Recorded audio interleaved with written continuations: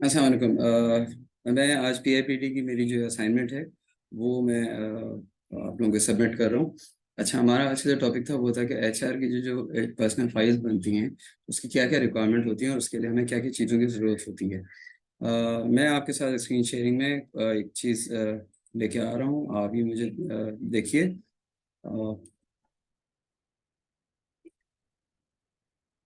जिस मैं अब आपको ये दिखा रहा हूँ, देखें जिसमें मेरी स्लाइड है कि आज का जो हमारा टॉपिक है वो क्या है, वो है एचआर गाइडलाइंस के हवाले से मैंने बनाया है। और बेसिकली इसमें होगा क्या ये मैं आपको बता दूं।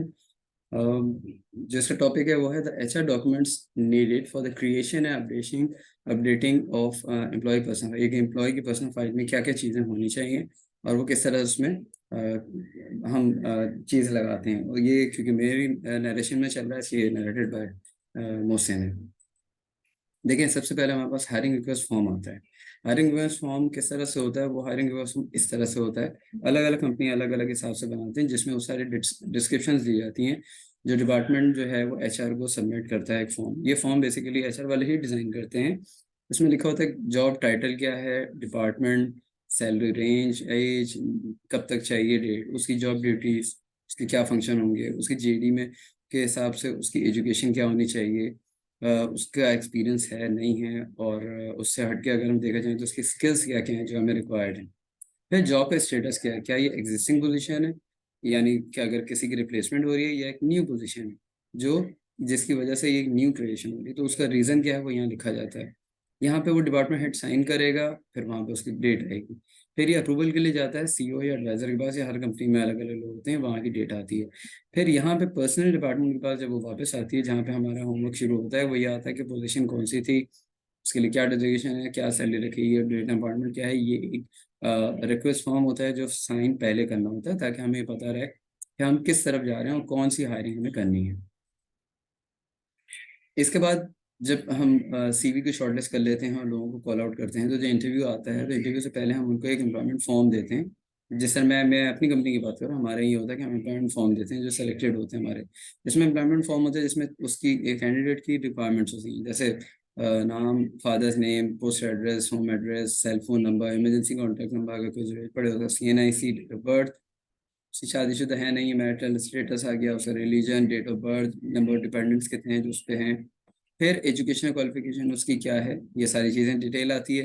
प्रोफेशनली क्वालिफिकेशन उसके पास क्या है वो आ जाती हैं। एनी अदर इन्फॉर्मेशन जो वो शेयर करना चाहता है वो लिख दे, क्या उसने कोर्स किए हैं, कोई शॉर्ट कोर्स किए हैं, कोई वेबिनार्स लिए हैं, वो सारी चीज़ें। उसकी हॉबीज़ क्या हैं, उसकी कोई मेडिकल हिस्ट्री तो नहीं है, और अगर है तो बता दे, क्या कभी हॉस्पिटलाइज हुआ है, किस लिए हुआ है वो बता दे।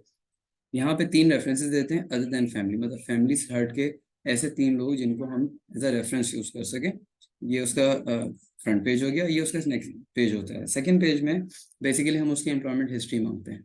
जैसे फर्स्ट करें कि अक्सर कंपनी 2 या 2 से 3, जैसे हम लोग जहाँ पे थे वहाँ पे 3 लोग थे। तो 3 जगह पे उसने काम किया, तो तीनों की हिस्ट्री हमें बताता होगा कि क्यों हुआ है, वहाँ पे क्या था, उसका रीज़न ऑफ लिविंग क्या है, और अगर क्या हम उसके एम्प्लॉय से पूछ सकते हैं, नहीं, अगर नहीं तो उसका रीज़न दो।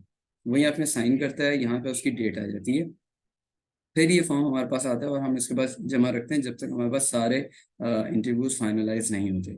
उसके बाद ये सेक्शन भरा जाता है कि जिसमें designation, date of joining, other benefit, department, starting salary उसकी क्या होगी, अदर बेनिफिट उसे क्या देना है। यहाँ पे उस फिर कमेंट्स के साथ हम इसको अप्रूवल के लिए देते हैं, जिसमें यहाँ एचआर डिपार्टमेंट साइन करता है, जैसे एचआर मैनेजर हो गया, या जनरल मैनेजर हो गया, या डीजीएम हो गया। उसका हेड ऑफ द डिपार्टमेंट करता है कि जिस जिस डिपार्टमेंट में हमने इंटरव्यू करना होता है। और फिर हम फाइनल अप्रूवल के सीईओ या डिप्टी सीईओ के पास इसे भेजते हैं। जब हमारे पास जब उस कैंडिडेट का इंटरव्यू शुरू होता है, तो इंटरव्यू के शुरू में हम उसके पास इस तरह का एक हमारा एक फॉर्म बनता है। ये बेसिकली इंटरव्यू एवेल्यूएशन प्रोसेस होता है। उसके स्टार्टिंग में ये होता है कि जब भी कोई कैंडिडेट आता है हम उसका ये फॉर्म बनाते हैं। इस फॉर्म से हमें फ़ायदा सिर्फ ये होता है कि हम जब भी कैंडिडेट्स को देखते हैं, तो अगर फर्ज करें अगर आपने एक दिन में 7 या 8 या 10 लोगों को एवेल्यूएट किया है, तो by the end of the day आप लोगों को याद नहीं रहता कि हम कितने लोगों के हमने क्या पोजीशन वाइज उनको रैंकिंग दी है। तो ये वो जो चार्ट होता है ये बेसिकली इसलिए होता है ताकि हमें पता रहे कि हमने किस कैंडिडेट का इंटरव्यू किया, किस पोजीशन के लिए था, डिपार्टमेंट, उसमें क्या उसकी कॉम्पिटेंसी रेट्स थे। यहाँ पे उसकी मार्किंग आती है। कुछ लोग नंबर्स में देते हैं, कुछ लोग परसेंटेजेस देते हैं, कुछ लोग इसका बार चार्ट के हिसाब से बनाते हैं। या उसकी टोटल स्कोर सारी चीज़ें आती हैं, या उसकी डिजायर सैलरी और बेनिफिट जो वो मांग रहा है, यहाँ पे हमारे रिमार्क्स आते हैं जो इंटरव्यू ले रहा है।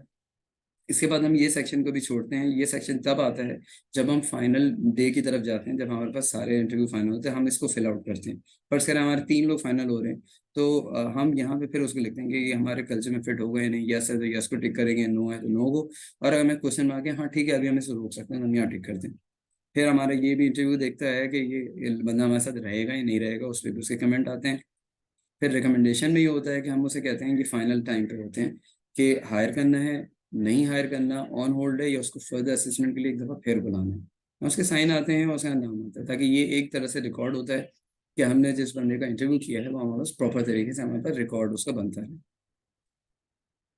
अब फर्ज करें जो इंटरव्यूज के बाद हमारे जो लोग फाइनल हो जाते हैं, हम उनको एक फाइनल कॉल देते हैं। उनमें से फर्ज करें पुल आउट करके हमारे पास कोई कैंडिडेट फाइनल हो गया, अगर वो मेल हो फीमेल हो, वो हमारे पास फाइनल आ जाता है, तो हम उसको एक तरह से टेंटेटिवली हम उसे लेटर ऑफ इंटेंट देते हैं। लेटर ऑफ इंटेंट एक तरह से अपॉइंटमेंट के तौर पे होता है कि जैसे हमने उसको एक तरह से बुक कर लिया अपनी नेक्स्ट उसके लिए कि ये जिस डेट पे वो हमारे पास ओके करेगा, उस डेट पे वो हमारे पास आके हमें ज्वाइन करेगा। तो ये एक लेटर ऑफ अपॉइंटमेंट होता है जो हमें दिया जाता है। कुछ कंपनीज जब ये लेटर ऑफ अपॉइंटमेंट देती हैं, उसके साथ साथ जॉब डिस्क्रिप्शन भी दे देती हैं, ताकि कैंडिडेट को आसानी रहे कि जिस टाइम पे वो ज्वाइनिंग करे तो उसका एक माइंडसेट बना हो। लेकिन कुछ कंपनीज में ऐसा होता है कि ये जॉब डिस्क्रिप्शन उसे उस दिन दिया जाता है जिस दिन हम उसे ज्वाइनिंग के टाइम पे अपॉइंटमेंट लेटर दे रहे होते हैं। कंपनी टू कंपनी वेरी करता है सारी चीज़ें, और कहाँ क्या है किस तरह से, it was all like that, company to company vary करता है। ये बेसिकली आप लोगों को सिर्फ समझाने के लिए। इसके बाद जब हमें वो कैंडिडेट समझ में आया था और हम उसको देते हैं, तो जब वो फाइनल हमें पेपर देता है कि भाई मैं 5 दिन या 7 दिन या 10 दिन के बाद, 15 दिन के बाद हमें ज्वाइन करेंगे, तो बीच में हम उसका रेफरेंस चेक करते हैं। रेफरेंस चेक इस तरह होता है कि या तो हम इस तरह की एक लेटर निकालते हैं और वो लेटर जो है वो सबमिट किया जाता है उसके वो रेफरेंसेस को जिसमें जो उसने पीछे हमें दिए थे एम्प्लॉयमेंट फॉर्म, जो आपको याद होगा। या तो हम उस तरह से एक लेटर लिख देते हैं, और या कुछ कंपनीज ये करती हैं कि इस तरह के एक फॉर्म डिजाइन करती हैं और एक फॉर्म भर के भेजा जाता है उन रेफरेंसेस को। वो ऐसे फिल आउट करके बाय पोस्ट बाय ईमेल जिस तरह से भी है वो हमें रिटर्न करते हैं। और वो बेसिकली रेफरेंस चेक इसीलिए रखा जाता है कि अगर उसमें आगे पीछे कोई, अगर हमें कोई उसमें डेरिवेंस नजर आती है, तो हम उसको पहले से चेक कर लें, रादर हम उसको ज्वाइन करा दें और हम उसको यस एंड नो के बाद में हम कुछ कर नहीं सकेंगे। इससे हट के जब वो हमें फाइनल कर देता है, हमारे पास रेफरेंस चेक्स ओके हो जाते हैं और वो हमारे हिसाब से सही हो जाता है, तो हम उससे जब जिस टाइम पे हमें ज्वाइन कर रहा होता है, उस टाइम पे जब ज्वाइनिंग डेट पे जिस टाइम वो ज्वाइन कर रहा है, उस दिन हम उसे अपॉइंटमेंट लेटर देते हैं। अपॉइंटमेंट लेटर इस तरह होता है जिसमें हमारे फुल टर्म्स एंड कंडीशन होती है, उसमें सैलरी का भी ब्रेकअप होता है, डिपार्टमेंट सारी डिटेलिंग होती है उसकी कंप्लीट एड्रेस के साथ, ताकि उसमें उसको ये पता रहे कि हमारे साथ टर्म्स एंड कंडीशंस क्या होती हैं। फर्स्ट है जहाँ 5 यहाँ डिफरेंट कंडीशंस हैं, वो सारी उसको हमने बता दी हैं। वो यहाँ पे हमारे जैसे हेड ऑफ द डिपार्टमेंट के साइन आएंगे। यहाँ पे जो नीचे की तरफ सेक्शन आप देख रहे हैं, यहाँ पे वो एम्प्लॉय के सिग्नेचर होते हैं। एक कॉपी ओरिजिनल उसके पास होती है, और एक जिसकी जो कॉपी होती है वो हमारे पास रहती है, जो पर्सनल फाइल में भी जाएगी, जो फाइनेंस में भी जाती है। अक्सर कंपनीज में डिफरेंट तरीके होते हैं इसको मेंटेनेंस करने का, लेकिन ये चूंकि पर्सनल फाइल का डॉक्यूमेंट है इसलिए उसी में जाएगा। फिर जब वो हमारे पास आ रहा होता है, हम उससे पहले ही उसे एक दफ़ा ये बता देते हैं कि भाई जिस टाइम पे आप ज्वाइन करें या आफ्टर ज्वाइनिंग भी कुछ कंपनीज करती हैं कि ये जो डॉक्यूमेंट है ये आप हमें हमारे पास सबमिट करें। जैसे सबसे पहले तो उसकी सीवी हो गई, उसकी सीएनआईसी की कॉपीज हो गई जो साफ हो, विजिबल हो। 2 या 3 पिक्चर्स हैं जो उसके रिकॉर्ड के लिए होती हैं। एजुकेशनल डॉक्यूमेंट्स उसके चाहिए होते हैं हमें, ताकि वो कॉपी में रहें। प्रोफेशनल डॉक्यूमेंट्स या सर्टिफिकेट जो उसने कोर्सेज किए हैं, या कोई और कोई इस तरह से उसका जो ऐसी चीज़ हैं जो उसके जॉब के लिए फ़ायदेमंद है, वो हम इसमें ऐड करते हैं, फाइल में लगाते हैं। उसकी मेडिकल रिपोर्ट, अगर उसकी कोई रिपोर्ट है या अगर हम उसने उसे मेडिकल कराने का है तो वो मेडिकल रिपोर्ट हमें सबमिट कराएगा। पुलिस वेरिफिकेशन, वीज़ा और पासपोर्ट की कॉपी, अगर हमारे पास कोई बाहर से कोई डेलीगेट आ रहे हैं तो डेफिनेटली हमें इनका रिकॉर्ड रखना पड़ता है। और जो लोकल एरिया का जो थाना है, पुलिस स्टेशन, वहाँ पे इनको हमें इनरोल कराना होता है, ताकि इनकी मूवमेंट जो है वो सिक्योर रहे। इसके साथ साथ हम कहते हैं कि प्रीवियस कंपनी के जो डिज़ाइन एक्सेप्टेंस लेटर्स हैं, मैं वो भी आप सबमिट करें, ताकि हमारे पास वो भी रिकॉर्ड रहे कि अगर इसने छोड़ा था तो इसमें कोई मिसकंडक्ट तो नहीं थी। इसके अलावा हम उसे कहते हैं कि कोई और रेलिवेंट डॉक्यूमेंट जो आप समझते हैं जो आपकी फ़ाइल के लिए अच्छा है, वो आप हमारे सबमिट करा दें, तो आपकी फ़ाइल मज़ीद स्ट्रॉन्ग रहती है। फिर जिस दिन वो ज्वाइन कर रहा है, ज्वाइनिंग के टाइम पे एक ज्वाइनिंग रिपोर्ट होती है जो जो कैंडिडेट होता है वो हमें सबमिट कराता है कंपनी में। इससे मैंने एक लेटर, एक टेंटेटिव बनाया है कि ड्राफ्ट किया कि it is inform that I have joined ABD in company effective today, that is 10 February, जो डेट आ गई। और I will try to deliver my best efforts to the betterment of the organization, कि मैं ऑर्गेनाइजेशन के लिए आपके लिए शुद्धमन साबित होऊंगा। ये वो कंपनी के HR हेड या डिप्टी मैनेजर HR या वट जो भी उसके नाम लिखेगा, यहाँ उसके रिगार्ड से हाँ ये साइन होते हैं। साइन से होता है ये कि ऑफिशियल ऑथेंटिक डॉक्यूमेंट है, ये उसकी पर्सनल फाइल में लगता है, ताकि हमारी ज्वाइनिंग रिपोर्ट के बेस पे हम फिर फाइनेंस को और सैलरी के लिए हम इसकी शेयरिंग करते हैं। फिर हम आते हैं जब उसकी पर्सनल फाइल बनाती है। जब पर्सनल फाइल बन जाती है ऑफिशियली, तो उसमें सबसे पहले तो हम एक फाइल इंडेक्स लगाते हैं, जिसमें फाइल इंडेक्स में सीरियल नंबर, उसके डेट्स होती हैं particular and uploaded. Serial number 1 to 3 जैसा होता है, डेट जिस डेट पे जो लेटर जो डॉक्यूमेंट इसके अंदर आया है वो यहाँ लगता है, उसके पर्टिकुलर क्या है, क्यों है और क्या था, वो यहाँ लिस्ट में आती है। अपडेट किसने किया, अगर अगर डिपार्टमेंट 2 या 3 लोग हैं, तो जो इस रिकॉर्ड को अपडेट कर रहा है उसका साइन आएगा और उसके रिमार्क्स आते हैं कि उसने क्या चीज़ लगाई है। ठीक है, इसके साथ साथ हम एक पेपर, एक फाइल डेटा शीट के तौर पे अंदर की तरफ लगाते हैं फाइल के बैक साइड पे, फ्रंट पेज का बैक साइड। उसमें होता है कि इसके चिपकाने से होता ये है कि ये हमारी एक ऐसी डेटा शीट है जो अगर फर्स्ट करें HR का कोई एम्प्लॉय छोड़ के जा रहा है या उसको किसी और स्टेशन पे भेज दिया, तो जो नए लोग आ रहे हैं, जो पुराने बैठे हुए हैं, वो एक वक्त में ये सारी चीज़ों का डेटा उनके पास होता है कि जी इस पर्सनल फाइल में उनकी जो चेकलिस्ट है वो पूरी है या नहीं। CV है, CNIC कॉपी है, पिक्चर्स हैं, एजुकेशन डॉक्यूमेंट्स हैं, प्रोफेशनल है, इंटरव्यू रिपोर्ट लगी हुई, एम्प्लॉयमेंट फॉर्म है नहीं है, जॉइनिंग रिपोर्ट है, हायरिंग रिक्वेस्ट, एम्प्लॉयमेंट कार्ड उसको दिया है, प्रोबेशन कब थी, कब वो कंफर्म हुआ, उसको मेडिकल कार्ड दिया नहीं गया, हेल्थ इंश्योरेंस के हवाले से, अगर हमने इंटरनेट की डिवाइस दी है, लैपटॉप या डेस्कटॉप उसको प्रोवाइड किया है, ऑफिशियल ईमेल ID दिए है, हमने फ्यूल कार्ड दिया नहीं दिया, अगर गाड़ी दी है तो गाड़ी दी है। और ये सबसे एंड में होता है, ये जो होता है बेसिकली हमारा एरिया, जब हम फुल एंड फाइनल करते हैं उस टाइम पे हमारी क्लोजिंग आइटम है, ये हमारे बाद में होता है। जब हम उसको, अगर वो खुदा ना खास्ता अगर हमारे पास छोड़ के चले जाता है, तो हम फिर उसको फाइनल करते हैं। जिस डेट को हमारे पास उन्होंने ज्वाइन किया, उस टाइम पे हम उसका ओरिएंटेशन प्लान आउट बनाते हैं। ओरिएंटेशन बेसिकली इसलिए होता है कि वो जो नया एम्प्लॉई है वो हमारी कंपनी के लोगों से फेमिलियर हो जाए, उनके डिपार्टमेंट से, उनको पता रहे कि उसको किस टाइम पे किससे मिलना है और कौन कौन से बंदे उसके काम पे है। अब जैसे मैंने यहाँ बनाया कि जी एक HR का डिपार्टमेंट है, वहाँ की तरफ से उसके सिग्नेचर के साथ ये एक ओरिजिनल पेपर होता है। ये या तो ईमेल भी हो सकता है कि हर डिपार्टमेंट हेड के पास चले जाएगी, कॉपी कीजिए, इस तारीख को इतने बजे हम आपके पास इस आदमी को लेके आएंगे और वो आपसे मिलेगा। सेम ही कॉपी हम कैंडिडेट को देते हैं कि कैंडिडेट को पता हो कि वो किस दिन किस तारीख पे और किस टाइम के साथ किन किन डिपार्टमेंट से मिला है। ये भी उसके लिए एक आसानी रहती है, ताकि उसको फेमिलियरिटी हो जाती है कंपनी के दूसरे लोगों के साथ। आई होप ये चीज़ जो है ये हर कंपनी अलग अलग हिसाब से बनाती है। मैंने जैसे एक फॉर्मेट दिया आपको, इसको आप चेंज भी कर सकते हैं। फिर हम आते हैं लेटर कॉरेस्पॉन्डेंस, जो पर्सनल फाइल में लगते हैं वक्तन फवक्तन। इसमें क्या होता है, इसमें after the joining there are many other forms of correspondence. वो किस तरह की कॉरेस्पॉन्डेंस होती है, जैसे आप फर्ज करें कि उसकी प्रोबेशन हो रही है तो प्रोबेशनरी रिपोर्ट लगेगी, अगर उसकी रिपोर्ट सक्सेसफुल है तो हम उसे कंफर्म कर रहे हैं तो कंफर्मेशन बनेगी। एनुअल अप्रेजल्स हो रहे हैं हमारे, तो उसकी रिपोर्ट्स लेटर्स लगते हैं, अगर उसकी कॉपीज आती हैं। अगर हम उसे ट्रांसफ़र कर रहे हैं किसी और स्टेशन पे, तो उसकी ट्रांसफ़र की पूरा एक लेटर बनता है, वो लगेगा। अगर वो रिज़ाइन कर रहा है तो रिजाइनेशन लेटर होता है, उसकी एक्सेप्टेंस होती है। प्लस अगर हम उसे टर्मिनेट कर रहे हैं तो उसकी टर्मिनेशन लेटर, उसकी सारी हिस्ट्री लगी होती है। ये बेसिकली सब्जेक्ट होता है केस टू केस बेसिस पे, हर कंपनी अलग अलग करती है, लेकिन ये जनरली जो एक पर्सनल फाइल में एम्प्लॉय की वो सारी चीज़ें लगती हैं, वो यही सारी हैं। In case of resignation, down sizing या टर्मिनेशन ऑफ द एम्प्लॉय, तो हम उसे कहते हैं कि आप अपनी प्रॉपर क्लियरेंस करा के दें। क्लियरेंस इसलिए होती है ताकि हम उसके फुल एंड फाइनल जब बनाएं, उसके पेमेंट पे आउट हो रहा हो, तो उस टाइम पे सारी चीज़ें उसकी क्लियर हो। ऐसा ना हो कि उसके पास चीज़ें ना हो और वो कहीं से किसी की तरफ उसके ड्यूज निकलते हैं। इसीलिए ये सारे जो लेटर्स, जिस तरह मैंने आपसे कहा, ये सारे लेटर्स उसमें लगे होते हैं, और इनमें बहुत सारी चीज़ें होती हैं, और ये सारी चीज़ें ऐसी ज़रूरी हैं ताकि हम जब फुल एंड फाइनल की तरफ जाते हैं तो वो सारी चीज़ें हमारे हाथ में रहती हैं। ठीक है, अब अगर हम बताते हैं किस तरह से रिजिग्नेशन और फुल एंड फाइनल का जो पेमेंट का क्लियरेंस है, वो हम किस तरह करें। जैसे फर्ज करें कि एम्प्लॉई उसने हमें रिज़ाइन कर दिया, तो रिज़ाइन के बाद रिज़ाइन एक्सेप्टेंस आ रहा होता है, और रिज़ाइन एक्सेप्टेंस में हमें होता है कि हम एक लेटर उसे देते हैं कि जी आपने हमें रिज़ाइन दिया और हम उसके एक्सेप्टेंस आपको दे रहे हैं। और वही रिज़ाइन एक्सेप्टेंस जो है वो एक ऑफिशियल लेटर होता है, एक लीगल लेटर होता है, जो हम एम्प्लॉय को देते हैं ताकि वो अपनी क्लियरेंस के लिए आगे बढ़ना होता है। ये फिर हम उसको एक क्लियरेंस सर्टिफिकेट देते हैं ताकि वो हर डिपार्टमेंट से जाके ये अपने क्लियरेंस कराएगा। जहाँ पे सिग्नेचर होंगे तो वहाँ पे that means he is okay, और जहाँ सिग्नेचर नहीं वहाँ रिमार्क्स होंगे। फर्ज करेंगे जैसे वो कहते हैं सर्विस में मेरे 3,000 रुपये निकलते नहीं, यहाँ 30,000 रुपीज़ लिखा होगा और यहाँ डिपार्टमेंट में हेड के साइन होंगे, वो डेट करेगा ताकि हम जब फुल एंड फाइनल क्लियरेंस बनाएंगे उसमें से 3,000 रुपये हम डिडक्ट करके फाइनेंस से उसका चेक बनाएंगे, जो फाइनल चेक बनेगा उसके यहाँ साइन आते हैं, और यहाँ पे CO से साइन होकर ये फाइनेंस में कॉपी जाती है। इसकी कॉपी हर चीज़ की डॉक्यूमेंट की कॉपी एक पर्सनल फाइल में रखी जाती है। इससे हट के एचआर की कुछ जनरल फाइल्स हैं जो हम हर एचआर वाले बनाते हैं। देखें, एक चीज़ होती है कि आप हर चीज़ सर्वर बेस पे जाएं और सर्वर पे हर चीज़ रिकॉर्डिंग हो रही होती है, लेकिन आई पर्सनली आपको सजेस्ट करूंगा कि आप पेपर की तरफ जरूर जाएं, क्योंकि पेपर बेस रिकॉर्ड कभी ज़ाया नहीं होता अनटिल अनलेस उसमें कोई कोई ऐसी कोई चीज़ हो जाए, सैलाब आ जाए, कोई आग लग जाए, कोई टोटली डैमेज हो जाए, कोई बिल्डिंग कोलैप्स हो जाए, तो उसमें एक होता है, लेकिन अल्लाह न करे, खुदा न खास्ता। लेकिन सर्वर्स, क्योंकि सारी बात है, एक इलेक्ट्रॉनिक डिवाइस है, उससे थ्रू चल रहा है, उसमें सेविंग के साथ साथ एक एक्स्ट्रा कॉपी हम जरूर बनाएं ताकि हम अपने पास सेव रखें उसको। उसमें क्या क्या चीज़ें होती हैं? मंथली अटेंडेंस शीट होती है, डेफिनेटली अटेंडेंस होगी तो हमें पता चलेगा कितने एम्प्लॉय उस वक्त हमारे पास काम कर रहे हैं। उनकी मंथली लीव रिकॉर्ड होता है कि कौन एम्प्लॉय कब गया, उसे कैजुअल, सिक, एनुअल लीव्स का रिकॉर्ड होना चाहिए proper.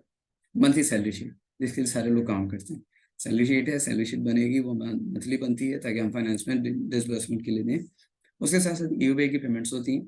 Employees old age benefit institution, ये उनकी तरफ से हमारे पास एक समझ लें, एक हमारी अपॉर्चुनिटी है एम्प्लॉइज़ के लिए जो हमारे पास ईओबीआई में रजिस्टर्ड है, जिनकी at the time of retirement उनको हम पेंशन भी मिल सकती है।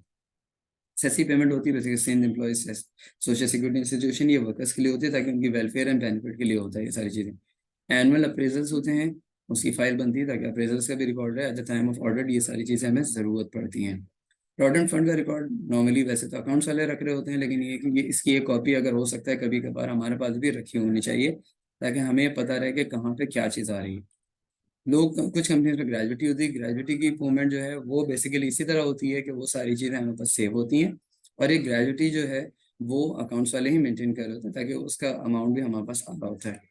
तो ये वो सारी चीज़ें हैं जो नॉर्मली हमारे पास पर्सनल फाइल, जैसे attendance record, leave record, salary sheet, EOBI, SESSI, annual appraisals, provident fund and gratuity, ये फाइल्स हमारे पास हमेशा ऑन हैंड होनी चाहिए, जो कभी भी किसी को भी ज़रूरत हो हम दे सकते हैं, जिसमें ऑडिटर्स खासतौर पर ज़रूरी है।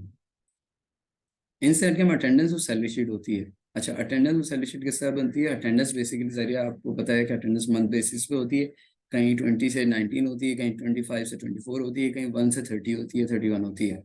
अटेंडेंस शीट बहुत सिंपल है, वो जिस तरह पीपीपी का कॉन्सेप्ट आपने देखो, पीपीपी लगता है, ए लगता है, एल लगता है, वो सारी चीज़ें होती हैं, वो सारी चीज़ें बन रही होती हैं। जब वो अटेंडेंस हमारे पास आ जाती है तो हम सैलरी शीट बनाते हैं। एक डमी सैलरी शीट बनाई गई है, जिस तरह देखें उसमें नाम आ गए, ठीक है, वो कहाँ बैठे हुए हैं, ये उनको हमने रूट का नाम दे दिया, रूट बैठे हुए, डिजिग्नेशन क्या है, फर्स्ट सेकंड सबको मैंने ड्राइवर दे दिए। नंबर ऑफ डेज 30 है, 31 है, किसी की ये देखें आप 0 भी आ रही है। तो ये सारे नंबर ऑफ डेज पे होता है कि उनकी कितनी सैलरी बन रही है। अगर छुट्टी है तो एक दिन कम हो गई, वरना 31 का महीना हो गया। उनकी सैलरी यहाँ है, उनकी सैलरी, बेस सैलरी ये थी, ठीक है, कितने दिन की सैलरी उनकी ड्यू थी वो आ गई, ओवर टाइम कितना था वो आ गया, उसका रेट आ गया, और ये इस तरह करके कैलकुलेट होगी, ये सैलरी बन रही होती है। ये सैलरी जब फाइनल होती है, फाइनल अमाउंट जो है फिर अकाउंट्स में जाती है, जिस बेस पे सैलरी डिसबर्स की जाती है। आई होप ये चीज़ आप लोगों के लिए नई नहीं होगी, क्योंकि ये हर जगह, हर कंपनी में, हर इंस्टीट्यूशन में ये चीज़ जरूरी है। फिर हम आते हैं ईयूबीआई की पेमेंट की तरफ। ईयूबीआई की पेमेंट हर कंपनी को एक लाइबिलिटी है कि वो देनी है।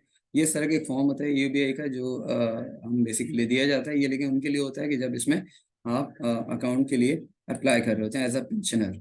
नॉर्मली कंपनीज करती हैं कि हम जिस तरह हम लोग यहाँ पे करते थे, हम एक्सेल पे एक शीट बनाई हुई थी हमने, ये हमारा एक एक्सेल की शीट डमी बनाई हुई है, इसमें सारा डेटा आता है, इंश्योर्ड पर्सन रजिस्ट्रेशन हुई हुई है, उसका एनआईसी ओल्ड, उसका नया नंबर, फैमिली कोड आ गया, उसका नाम आ गया, नाम मैंने उठा दिए हैं, उसकी जेंस आ गई, उसकी डेट ऑफ बर्थ आ गई, उसकी कब से एंट्री हुई भी वो आ गई, अगर एग्जिट हो रहा है तो वो डिटेल आएगी, कितने दिन की सैलरी हो, हमेशा 30 डेज की होती है। जो मिनिमम वेज, जैसे फर्स्ट का हमने 33,000 रखा है अभी, ये एम्प्लॉय का कंट्रीब्यूशन ये है।